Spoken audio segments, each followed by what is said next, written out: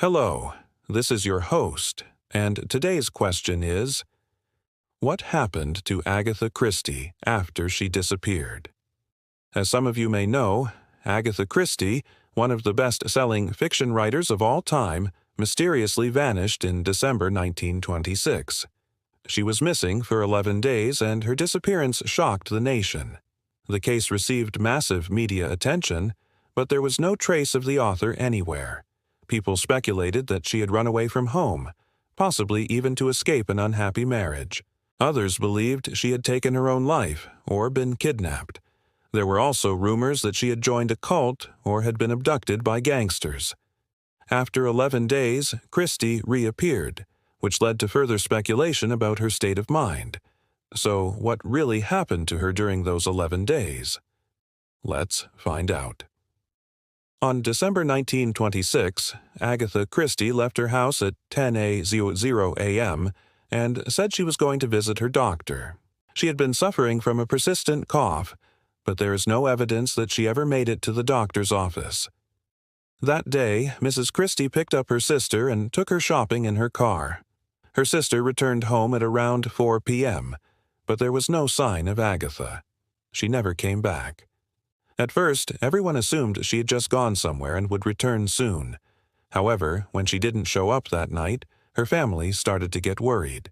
At around 7 p.m., her husband, Max, called the police and reported her missing. According to him, they had been having problems in their marriage and Agatha had even threatened to leave him. But he insisted that he hadn't had any major arguments with her that day and knew nothing about her whereabouts. The next morning, the local paper ran a story about the missing author. The police continued to search for clues, but there was no sign of Mrs. Christie. On December, 5 days into the investigation, Scotland Yard got involved. Detective Inspector James Patrick, one of the investigators, was later quoted in the press saying, "There is not the slightest indication of foul play. It is merely a missing persons case." He suggested that Agatha may have voluntarily disappeared to start a new life elsewhere since she had taken some money with her when she left home. Meanwhile, the media began to speculate about the reasons behind the disappearance. Some said she had gone to escape her marital problems. Others said she had left because of her ill health. Yet others claimed that she had joined a religious sect. Whatever the reason, Agatha Christie's fans were eager to know more. On December 11th, 11 days after she was first reported missing, Agatha was found in a hotel room at 10:30 a.m. The hotel was located in the town of Harrogate, around 200 miles from her home. But how did she get there? Nobody knows. According to the landlady of the hotel, Mrs. Christie booked the room under the name of Mrs. Terrence, arriving alone and paying in cash. She reportedly stayed in her room for most of her stay, only going out once to take a walk in the nearby woods. The landlady didn't recognize Christie, so she wasn't sure who her mysterious guest really was. However, after seeing her picture in the newspaper, she contacted the police. When officers arrived at the hotel, they knocked on the door of room 25. No one answered, so they used a spare key to let themselves in. Inside, they found Agatha Christie sitting on the bed, fully clothed but in a dazed state. She looked confused and didn't seem to know where she was. When the police asked her who she was, she replied, "I am Mrs. Christie," and then promptly fainted. They rushed her to the nearest hospital where doctors diagnosed her with amnesia. After hearing the news of her miraculous recovery, thousands of people gathered outside the hospital, hoping to catch a glimpse of her. But, unfortunately, Agatha Christie was too weak to make an appearance. Instead, her husband went out onto the balcony and waved to the crowd. One reporter who witnessed the scene later wrote, "He appeared haggard and drawn, his face and clothes being begrimed with the grime of the road. His eyes were bloodshot, and his hands trembled as he spoke." It would be another 2 weeks before Agatha Christie was well enough to leave the hospital. During her stay, she underwent several tests and examinations, but no one could explain her condition.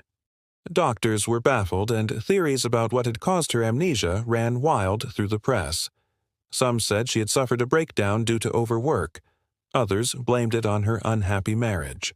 Still, others claimed that she had been abducted and brainwashed by a secret organization. While the medical experts were scratching their heads trying to figure out what had happened to Agatha, her husband wasted no time in spinning a tall tale about her disappearance.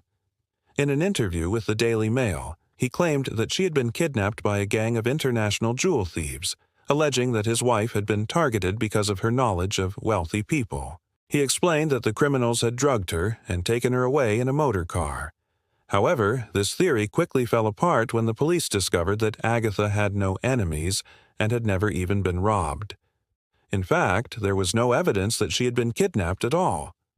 With the mystery of her disappearance deepening, Agatha Christie's admirers became increasingly concerned about her well-being. A reporter from the Daily Mirror visited the author's house and talked to her friends and neighbors. They all painted a similar picture of a kind, gentle woman who wouldn't hurt a fly. One neighbor said, "I don't think she has a violent bone in her body. If anyone spoke roughly to her, she would cry." Another friend added, "She is one of the sweetest, quietest, most unassuming people I have ever known." So, if Agatha Christie was such a peaceful person, why would she suddenly snap and disappear without a trace? Well, the answer, as it often does, lies in her past. In the years leading up to her disappearance, Agatha Christie had suffered a series of personal tragedies. In 1920, her mother died. Then, in 1923, her father passed away.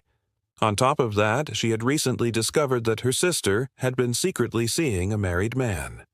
All these events took a heavy toll on her mental health.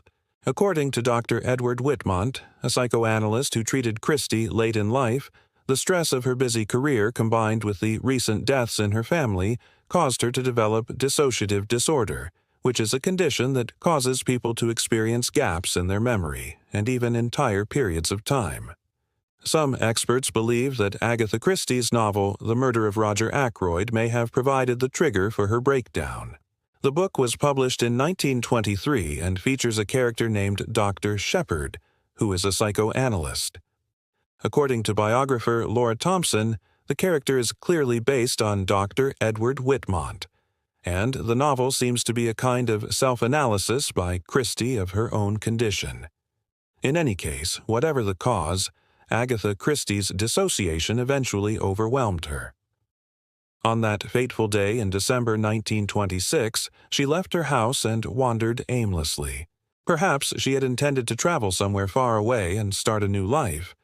Or maybe she simply didn't know where she was going. Either way, she ended up in Harrogate, where she spent 11 days living in a hotel under a false identity before being found by the police.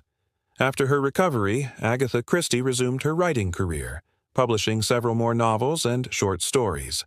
She died in 1976 at the age of 85, leaving behind a legacy of mystery and intrigue. Thank you for watching. If you enjoyed the video, please hit the like button and subscribe to my channel. I'll see you next time.